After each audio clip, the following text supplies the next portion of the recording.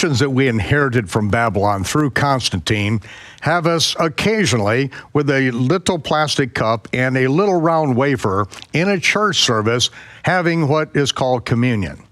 But Yeshua was not having communion with his disciples. It was the last meal before his crucifixion, which happened at the time the Passover lambs were being sacrificed the following morning. Yeshua took this opportunity to explain something that had been embedded in the Israelite culture for then over 1,000 years.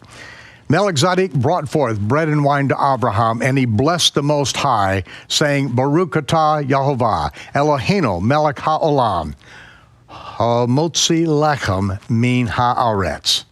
Blessed are you, Yehovah, our Elohim, King of the universe, who brings forth bread from the earth. Yeshua said, this represents my body, which will be broken for you. As often as you do it in remembrance of me. And so we break this bread and we do it in remembrance of him.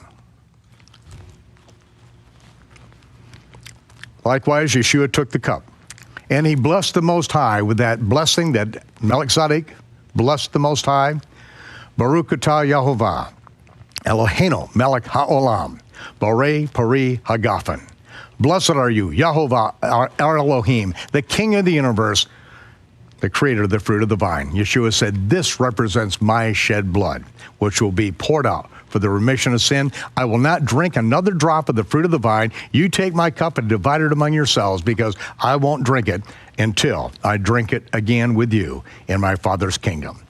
The marriage supper of the Lamb, Yeshua will lift this cup and he will say, L'chaim, to life everlasting. And until then, we remember what he's done and remember that marriage supper of the Lamb. Get ready.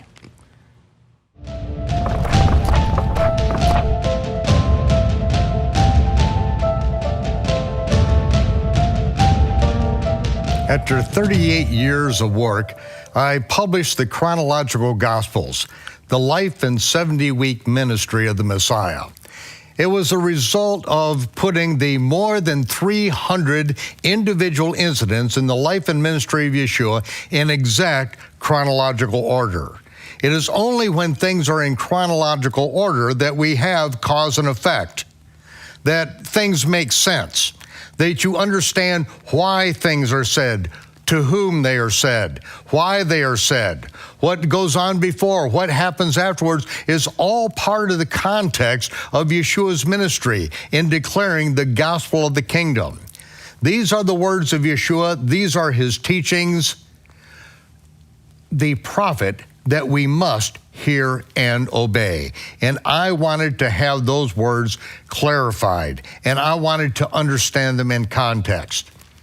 When Nehemiah Gordon handed to me the manuscripts of the Gospel of Matthew with the correct lineage of Yeshua through his only parent, Miriam, that goes back to King David, once I had the lineage correct, which does not occur in Greek, it does not occur really in even Aramaic, but when the Hebrew Matthew was found with the correct lineage, then I knew this is time to go to print with it. Now, after I printed this, then other people got involved because they saw that this was making sense, but I needed some backup on it. And unbeknownst to me, Dr. Miles Jones stepped in to cover what I had been working on for more than 3 decades at that point. And we have Miles Jones back with us because of his work with the Hebrew Gospels. Miles, good to have you back with us. Thank you. And I appreciate what you did. You came to my defense without me even knowing it on the Chronological Gospels in the things that I was stipulating when I had found a solution, the solution, I believe, to the chronology in the Gospels. And I was wondering if you would take a few minutes to tell us about that, because you found even more backup supporting evidence in your work. Right. If you watch the Passover segment with Nehemiah and John LaRoquette, they did some amazing, brilliant research that showed it did not occur in earlier edition of the Bibles. The insertion John 6:4. Okay, yeah, maybe I need to state what that particular situation is. Because for most people out there, they don't know how the chronology lays out. Because the Gospels are laid out, the context really is Yeshua fulfilling what every male Israelite must do, must perform. Every male Israelite must go up to the feast of the Lord at Jerusalem 3 times a year. And the Gospels are the record of him going up to each one of these feasts. We see the first Passover that Yeshua goes up to after his mikvah, after his immersion, is the Passover in John chapter 2 and 3. Right. Then, after Passover, the next feast is Shavuot. That is John chapter 5. And those who understand the feast of Shavuot know very clearly exactly how it transpires, what happens there, and this is very clearly Shavuot. Or Pentecost. But anyone in the Gentile world would have no idea what this is about because they know nothing about the feast. Right. So that's why John includes all the feast days. Totally unnecessary for the Hebrews.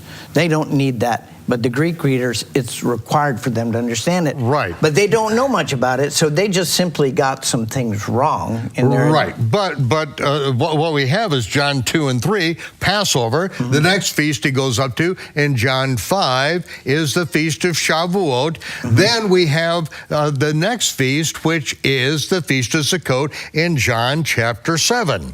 Then the next feast that he goes up to is Hanukkah.